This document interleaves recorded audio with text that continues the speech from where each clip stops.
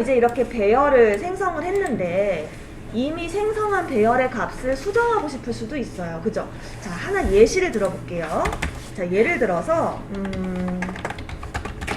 우리 변수를 잠깐 상기시켜보면 변수는 값을 한번 저장하고 나면 그 다음에 수정을 할 때 다시 이렇게 저장을 해주면 됐었어요. 그죠? 똑같아요. 맥락이. 배열도요. ARR의 1번째를 내가 이미 20으로 저장을 했으나 여러분들이 100으로 수정하고 싶으면 이와 같이 인덱스에 접근해서 수정을 해주시면 돼요. 자, 그런데 여러분들이 이제 어떤 게 헷갈리기 시작하냐면 왼쪽과 오른쪽을 봤을 때요. 왼쪽은 지금 대괄호가 있으니까 저장소 같은 느낌이 들어요. 오른쪽은 대괄호가 없으니까 값이라고 잘 느끼시거든요. 근데 이런 경우 갑자기 헷갈리기 시작해요. 아, 이게 무슨 말이지? 그죠? 갑자기 왼쪽도 대괄호가 있고 오른쪽도 대괄호가 있어요. 그죠?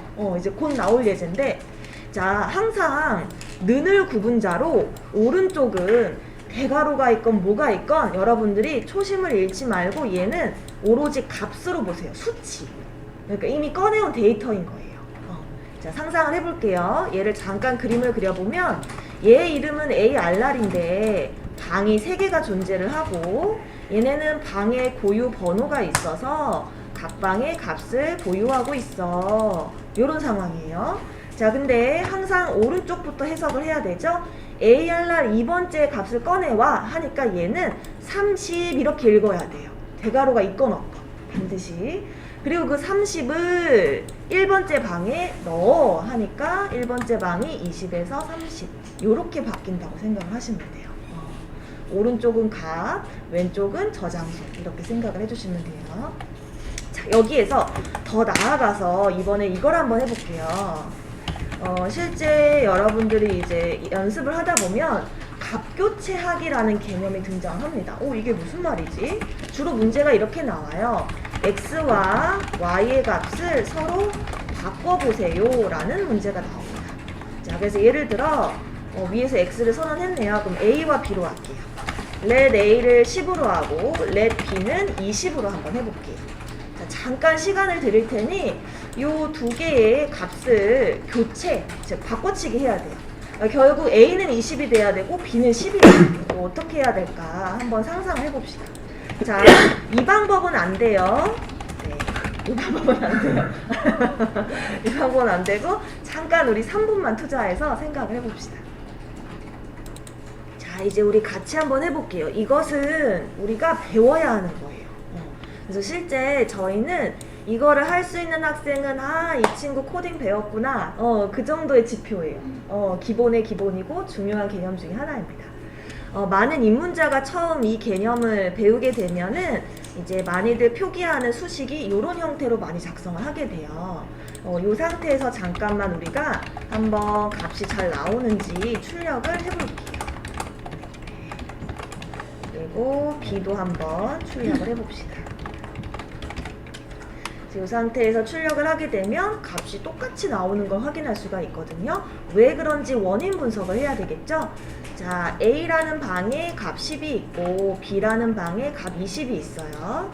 자, 지금도 조금 난해할 수 있어요. 변수가 동시에 두 개가 등장하니까. 그런데 항상 잃지 말고 오른쪽의 값이 왼쪽에 저장된다. 그러면 오른쪽에 20이 왼쪽에 A에 저장이 되니까 이렇게 바뀌게 된 상황이에요. 그럼 이 순간 아차 싶어요.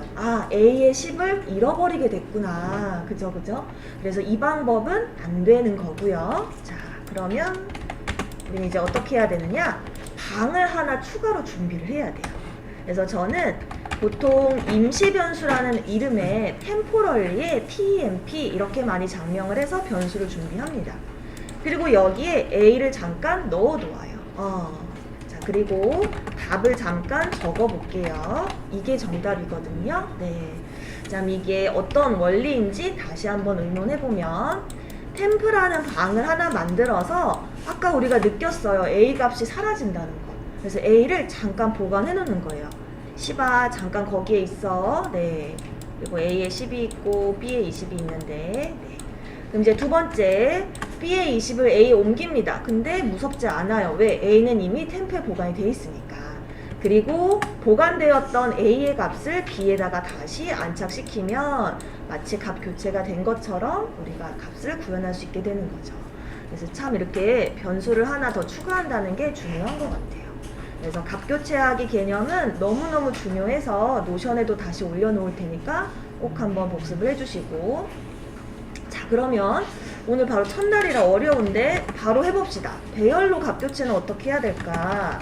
자 그럼 이번에는 이렇게 한번 도전해보세요. 한번 연습해보세요.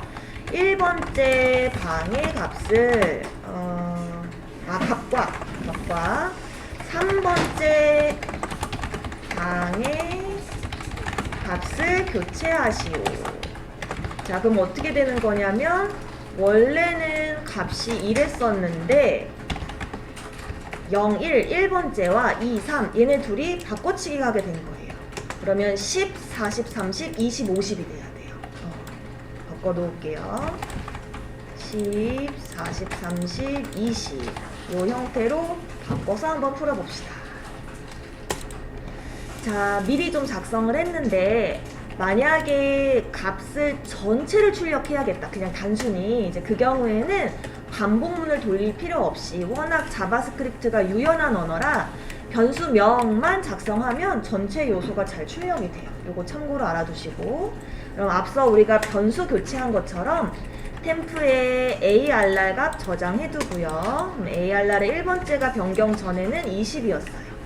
그리고 ARR의 1번째, 3번째를 집어넣습니다. 이렇게 되면 3번째가 지금 40이죠? 네, 요게 여기에 쏙 들어가게 되는 거예요. 그리고 마지막으로 템프에 있던 20이 3번째에 들어가니까 요렇게 돼서 변경 후가 10, 40, 30, 20, 50으로 이루어지게 됩니다. 지금 막 배웠는데 갑자기 이런 응용을 하려니까 지금 힘드신 거고요. 순차적으로 하시면 어려울 거 없어요. 그래서 변경 전에는 이랬고 변경 후에는 이랬다라고 확인이 가능합니다.